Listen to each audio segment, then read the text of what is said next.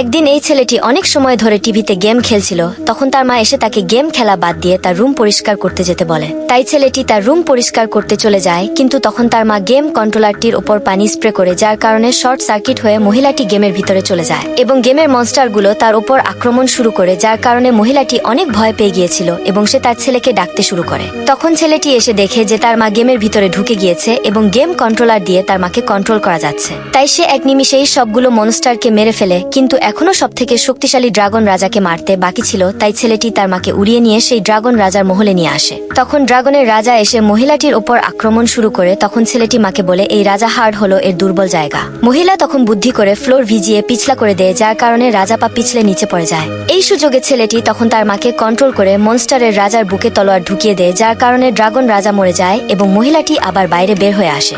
এরপর মহিলাটিও তার ছেলের সাথে একসাথে বসে গেম খেলতে শুরু করে। যাওয়ার আগে তোমার কোন গেম পছন্দ সেটা কমেন্ট করে বলো।